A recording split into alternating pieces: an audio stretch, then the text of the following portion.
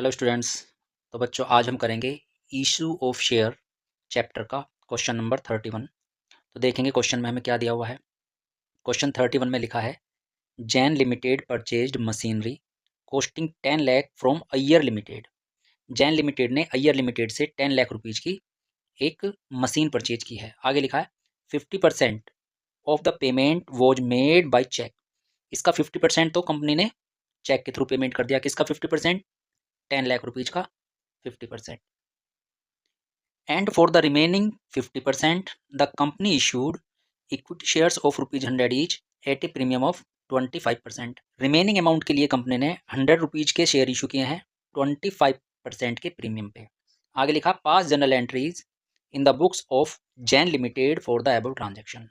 तो इन ट्रांजेक्शन के लिए हमें जैन लिमिटेड की बुक्स में एंट्रीज पास करनी है। तो देखेंगे कैसे करेंगे इसका सॉल्यूशन देखिएगा। क्वेश्चन नंबर 31 का सॉल्यूशन सबसे पहले लिखेंगे in the books of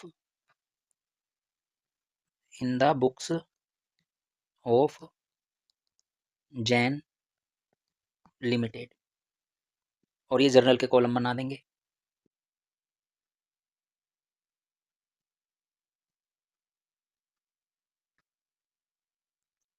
date, particulars, debit amount, then credit amount. तो सबसे पहले एंट्री हम करेंगे कंपनी ने मशीन परचेज की है, मशीनरी परचेज करने की एंट्री।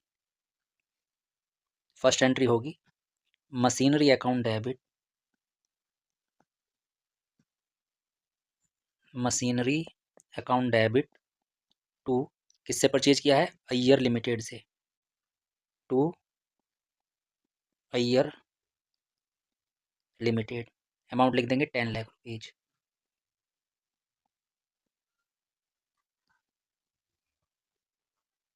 नरेशन में लिखेंगे मशीनरी परचेज्ड,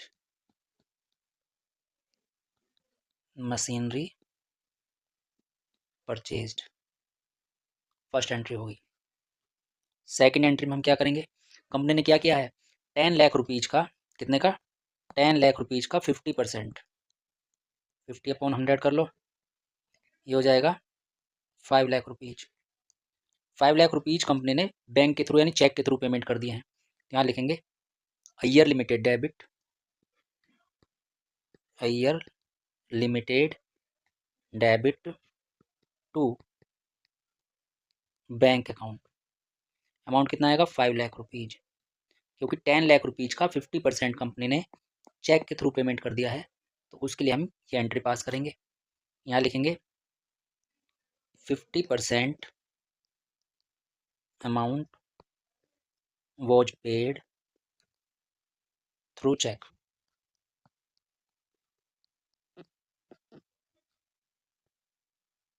इसके बाद थर्ड एंट्री करेंगे हम। रिमेनिंग अमाउंट के लिए क्या किया कंपनी ने? शेयर इशू किए हैं, 100 रुपीज का एक शेयर है, 25% के प्रीमियम पे इशू किया है। तो पहले एंट्री समझ लेते हैं। एंट्री होगी Iyer limited debit, Iyer limited debit to equity share capital account to securities premium account. Amount कैसे आएगा वो समझेंगे। सबसे पहले अय्यर लिमिटेड में लिख देंगे 10 लाख रुपीज की पेमेंट करनी थी, 5 लाख की हम कर चुके। कितना रिमेनिंग अमाउंट बचा? ये बचा 5 लाख रुपीज। तो यहाँ लिख देंगे 5 लाख रुपीज। अब आगे समझेंगे बाकी अमाउंट्स कैसे लिखने हैं हमें। तो थर्ड एंट्री के लिए पहले हमें निकालना होगा number of shares. Number of shares, इसका फॉर्मूला होता है purchase consideration to be paid upon net value of 1 share. ठीक है, परचेज कंसिडरेशन जो हमें शेयर के थ्रू पे करना है उसे डिवाइड करेंगे एक शेयर की नेट वैल्यू से। तो यहाँ पे अगर हम देखें कितना परचेज कंसिडरेशन में पे करना है? 5 लाख रुपीज शेयर के थ्रू पे करना है। और एक शेयर की वैल्यू कितनी रहेगी? 100 रुपीज का तो शेयर है ही, इसमें 25% यानी 25 रुपीज का प्रीमियम हुआ, ऐड कर देंगे। तो हो जाएगा 5 लाख डिवाइडेड बाई 125। ठीक है, तो ये आ जाएगा 4000 शेयर्स। ये आ गया 4000 शेयर्स। तो 4000 शेयर्स कंपनी इशू करेगी। अब अमाउंट कैसे लिखेंगे? शेयर कैपिटल में हम लिखेंगे number of share into face value of one share. एक शेयर की फेस वैल्यू कितनी है? 100 रुपीज। तो शेयर कैपिटल में लिखेंगे 4000 इंटू 100, 4 लाख रुपीज। और प्रीमियम कितने रुपीज का है? प्रीमियम है 25 रुपीज का। तो 4000 इंटू 25, ये आ जाएगा 1 लाख। ऐसे भी लिख सकते हैं, या ऐसे समझ लो 5 लाख से 4 लाख माइनस कर दो, 1 लाख बचा। तो बैलेंसिंग फिगर भी हम समझ सकते हैं ऐसे।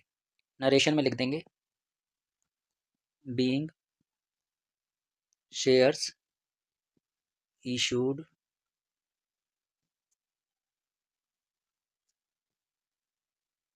For remaining balance. इस तरह से क्वेश्चन आपका कंप्लीट हो जाता है।